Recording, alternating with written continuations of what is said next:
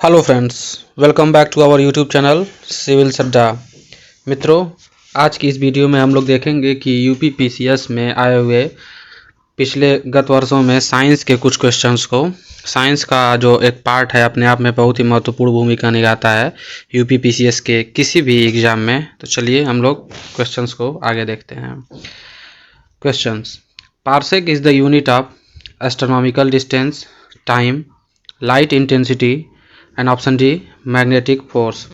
तो यहाँ पर जो पार्सेक की बात हो रही है मित्रों, पार्सेक जो होता है वो एक लेंथ का मापक होता है जिसे हम एस्ट्रोनॉमिकल डिस्टेंस के नाम से जानते हैं।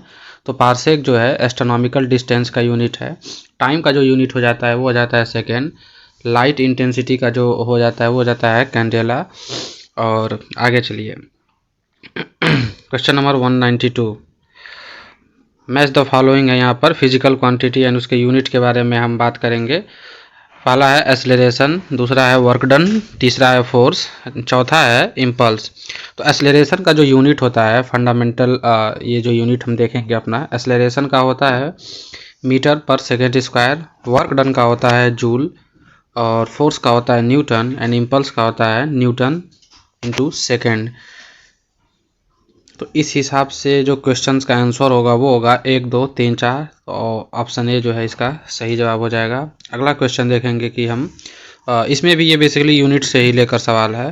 तो जूल जो यूनिट है वो हो जाएगा आपका वर्क का, एम्पियर जो हो जाएगा करंट का, वाट जो हो जाएगा पावर का, वोल्ट जो हो जाएगा पोटेंशियल डिफरेंस, एंड कैलोरी जो है वो हो जाएगा हीट का। तो ये इस हिसाब से इसका जो सही जवाब हो जाएगा ऑप्शन ए का 2, ए का 3 हम देखेंगे। तो इस हिसाब से ऑप्शन ए इसका सही जवाब हो जाएगा। अगला क्वेश्चन हम देखेंगे, विच one of the following is not correctly matched. Not measure of speed of ship, nautical mile unit of distance used in navigation, angstrom unit of wavelength of light, and light year unit of measure of time. तो मित्रों यहाँ पर जब हम देखेंगे चारों option में, तो हमें ये देखने को मिलेगा कि जो नॉट है वो measure of speed of ship है, ये सही जवाब है। नॉट में गिना जाता है या स्पीड, जो जहाज़ की स्पीड होती है उसे मापने के लिए नॉट का यूज। और नॉटिकल माइल जो होता है ये एक नेविगेशन का एक मापक होता है कि कितना नॉटिकल माइल दूरी अगर कोई चीज़ तय कर रहा है समुद्र में। और एंगस्ट्रॉम जो होता है ये एक वेवलेंथ का मापक होता है जिसमें एक एंगस्ट्रॉम में 10⁻⁻10 मीटर इसका सूचक होता है, और इसे हम ए के माध्यम से डिनोट करते हैं। लाइट ईयर जो है वो है यूनिट ऑफ डिस्टेंस, लेकिन यहाँ per unit of measurement of time दिया है, इस वजह से लाइट ईयर या ऑप्शन डी जो है वो पूरी तरीके से गलत साबित होगा। क्वेश्चन नंबर 195, इसमें भी यूनिट के बारे में बताना है, quantity and unit. High velocity, wavelength, pressure and energy. तो यहाँ पर जो हाई वेलोसिटी का हो जाएगा उसका यूनिट हो जाएगा मैच, हाई वेलोसिटी का मैच हो जाएगा, और वेवलेंथ का एंगस्ट्रॉम हो जाएगा, प्रेशर का पास्कल, एंड एनर्जी का जूल। तो शुरुआती तौर पर हम देखेंगे तो 1, 2, 3, 4 इसका जो आंसर हो जाएगा ऑप्शन नंबर सी। अगला question, 1 micron represent a length of 10⁻⁻6 metre, centimetre 10⁻⁻4 centimetre, 1 millimetre and 1 metre. तो यहाँ पर हम देखेंगे 1 माइक्रोन क्या होता है। 1 मिलीमीटर को अगर हम देखें तो 1 मिलीमीटर में 10⁻³ होता है, 1 मीटर में 100 सेंटीमीटर। तो यहाँ पर जो इसका सही जवाब हो जाएगा वो हो जाएगा 196 का बी, 10⁻⁻4 सेंटीमीटर, क्योंकि 1 माइक्रोन जो होता है मित्रों वो होता है 10⁻6 मीटर, और उसे जब हम सेंटीमीटर में कन्वर्ट कर देंगे तो 10⁻6 को हम 10⁻² से मल्टीप्लाई कर देंगे तो हमें जो जवाब मिलेगा वो मिलेगा 10⁻4 सेंटीमीटर। इस वजह से जो इसका सही जवाब हो जाएगा वो हो जाएगा 10⁻4 सेंटीमीटर। अगर यही मीटर में होता तब सही जवाब हो जाता हमारा 10⁻6 मीटर। अगला सवाल, which one of the following is not correctly matched. Decibel unit of loudness, horse power unit of power, nautical miles distance unit in navigation, and Celsius unit of heat.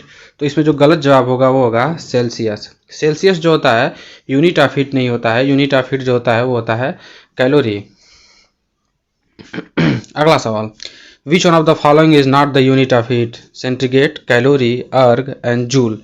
तो इसमें जो यूनिट ऑफ हीट नहीं है वो है centigrade, बाकी जो है वो हीट का यूनिट है। अगला question, what is the approximately one of the following barrels?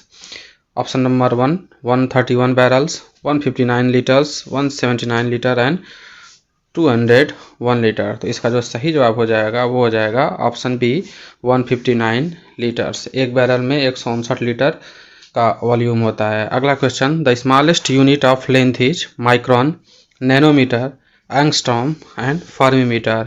फर्मीमीटर यहाँ पर अगर हम देखेंगे तो सबसे छोटा जो है यूनिट है लेंथ का।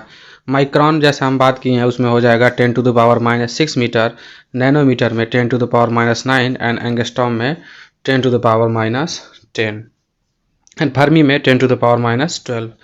Which one of the following instrument is used for locating submerged object in an ocean? Audiometer, galvanometer, sextant and sonar. अब इसमें ये पूछा जा रहा है कि अगर कोई चीज़ अगर समुद्र में डूबा हुआ है या समुद्र में कोई चीज़ है तो उसे खोजने के लिए हमें कौन से यंत्र की ज़रूरत पड़ती है? ऑडियोमीटर, गैल्वेनोमीटर, सेक्सटेंट एंड सोनार। तो इसका जो सही जवाब हो जाएगा वो हो जाएगा सोनार। सोनार से हमें इन सब चीज़ों के बारे में पता चलता है। सेक्सटेंट एक ऐसा यंत्र होता है जिससे हम किसी भी चीज़ की ऊंचाई को माप सकते हैं ट्रिग्नोमेट्री के मेथड से। गैल्वेनोमीटर के बारे में जैसा हमें पता है ये इलेक्ट्रिक करंट को देखने के लिए यूज किया जाता है, जो मिनिमल या मिनिमम इलेक्ट्रिक करंट का यूज के लिए ही होता है। अगला question, in sonar we use radio waves, audio sound waves, ultrasonic waves and infrasonic waves. तो जो सोनार होता है, सोनार में जैसा कि अभी हम पहले देख चुके हैं उसमें हम लोग अल्ट्रासोनिक वेव्स का प्रयोग करते हैं चीज़ों को खोजने के लिए। अगला question, the velocity of wind is measured by barometer, anemometer, hydrometer and wind vane. तो जो वेलोसिटी ऑफ विंड होता है मित्रों वो होता है एनेमोमीटर के द्वारा मेज़र किया जाता है। बैरोमीटर से हमें एटमॉस्फेरिक प्रेशर के बारे में पता चलता है, हाइड्रोमीटर से के बारे में हमें ह्यूमिडिटी डेंसिटी के बारे में पता चलता है। अगला question, which of the following is not correctly match? इसमें बताना है कि कौन सही मैच नहीं है। Anemometer wind speed, ammeter electric current, tachometer pressure difference, pyrometer high temperature. तो यहाँ पर 3 ऑप्शन सही है, लेकिन जो टैकोमीटर है वो प्रेशर डिफरेंस को दिखा रहा है वो पूरी तरीके से गलत है। अगला question, pyrometer is use to measure air pressure, humidity, high temperature and density. तो जो पायरोमीटर होता है मित्रों वो होता है हाई टेम्परेचर को मापने के लिए। हाई टेम्परेचर अगर बहुत ज़्यादा हो जाता है तो उसको हमें मापने के लिए पायरोमीटर का प्रयोग करना पड़ता है। अगर नॉर्मल टेम्परेचर है तो उसके लिए हम लोग जैसे कि 37 डिग्री, 38 डिग्री, 40 डिग्री, 45 डिग्री, उसके लिए हम लोग थर्मामीटर का प्रयोग करते हैं। अगला question, which one of the following devices is use to measure extremely high temperature? अब देखिए ये सवाल इतना ज़्यादा महत्वपूर्ण है स्टेट पीसीएस को लेकर कि ये कई बार पूछा जा चुका है और लगातार ये यूपीएससी हो गया, यूपीपीएससी हो गया, बीपीएससी हो गया एवं अन्य स्टेट के पीसीएस जितने भी एग्जाम होते हैं उन सारे एग्जामों में ये सवाल आता रहता है। अगला भी वही सवाल है कि कौन सा ऐसा डिवाइस है जो एक्सट्रीमली हाई टेम्परेचर को मेजर करता है? तो आंसर हो जाएगा पायरोमीटर। अगला सवाल, which one of the following thermometer is known as pyrometer? फिर से उसी से रिलेटेड है, तो इसमें हम लोग देखेंगे कि जो इसका जवाब होगा thermo electric thermometer, radiation, gas thermometer, liquid. तो इसका जो सही जवाब हो जाएगा 207 का बी हो जाएगा, रेडिएशन थर्मोमीटर होता है। रेडिएशन थर्मोमीटर को हम लोग पायरो थर्मोमीटर बोलते हैं। फिर अगला सवाल है, the thermometer which is use to measure 2000 degree Celsius temperature is known as total radiation pyrometer. मतलब आप देख सकते हैं कि पायरोमीटर से रिलेटेड करीब 6 या 7 बार यूपीपीएससी ने सवाल पूछा है, तो बाकी अन्य एग्जाम में कितनी बार ये सवाल आया होगा और ये अपने आप में कितना महत्वपूर्ण सवाल हो जाता है। अगला सवाल, pyrheliometer is used for measuring sun spot, solar radiation, air temperature and temperature of plant. तो जो पायरोहेलियोमीटर होता है वो सन स्पॉट को मेजर करने के लिए यूज किया जाता है। अगला सवाल, what is measured by a manometer? तो सवाल है air pressure, pressure of gas, density of liquid and oil pressure on surface. तो इसका सही जवाब हो जाएगा वो हो जाएगा option B.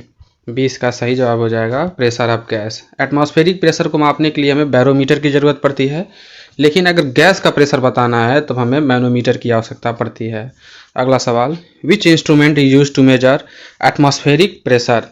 Hydrometer, barometer, manometer and hygrometer. अब यहाँ पर एटमॉस्फेरिक प्रेशर की बात हो रही है, इसलिए बैरोमीटर यहाँ पर सही जवाब हो जाएगा। हाइग्रोमीटर जो होता है वो होता है रिलेटिव डेंसिटी नापने के लिए, manometer pressure of gas and hydrometer density के लिए। अगला सवाल, relative humidity is measured by hydrometer, hygrometer, manometer and potentiometer. तो जैसा कि मैंने बताया है, रिलेटिव ह्यूमिडिटी नापने के लिए हाइग्रोमीटर का प्रयोग किया जाता है। अगला सवाल, which of the following is correctly matched?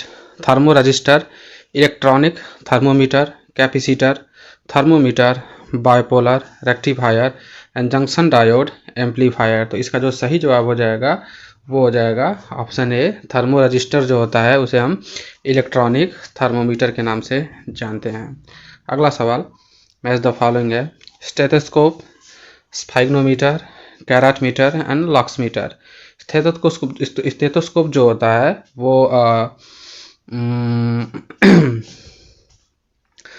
To hear the sound of earth heart and sphygmometer जो होता है ये होता है बीपी के लिए। तो ए का जो हो जाएगा 3, बी का 4, ए का 3, बी का 4, ऑप्शन सी इसका सही जवाब हो जाएगा। 214 का ऑप्शन सी सही जवाब हो जाएगा। कैराटमीटर जो होता है वो प्योरिटी ऑफ गोल्ड के लिए, और डी जो होता है lux meter to measure light intensity. अगला question, the name of the equipment used for measuring blood pressure. Blood pressure को मेजर करने के लिए स्फाइग्नोमीटर का यूज किया जाता है। जो डॉक्टर लोग आला क्या नाम है बीपी जब चेक करते हैं तो वहाँ पर स्फाइग्नोमीटर का यूज होता है। और स्टेथोस्कोप जो होता है वो जो आला के नाम से हमें प्रसिद्ध नाम है उसका, उसे हम स्टेथोस्कोप बोलते हैं, जिससे हमें पता चलता है कि साउंड ऑफ हार्ट या हार्ट रेट के बारे में पता चलता है। अगला question, the apparatus used to measure the intensity of light is known as anemometer, calorimeter, lux meter and altimeter. तो इंटेंसिटी ऑफ लाइट को मेजर करने के लिए जो इंस्ट्रूमेंट यूज होता है उसे हम लक्स मीटर के नाम से जानते हैं।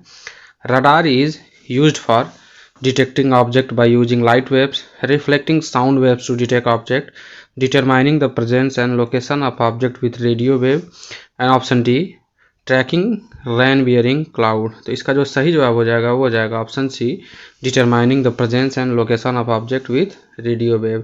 रडार का जो यूज होता है मित्रों वो होता है जैसे कि हम एरोप्लेन वगैरह या कोई भी हवाई विमान है अगर, तो वहाँ पर हम रडार का प्रयोग करते हैं और दिखाते हैं या देखने का प्रयास करते हैं कि कौन सा वस्तु है या कोई ऐसा सामान या कोई ऐसी दूसरी विमान तो नहीं ना आ रही है। और सोनार का जो प्रयोग होता है वो हमें सबमर्ज कंडीशन में देखने के लिए मिलता है। जैसा सोनार में हम लोग देख लिए हैं कि वहाँ पर अल्ट्रासोनिक का यूज होता है और रडार में जो होता है वो रेडियो वेव का प्रयोग होता है।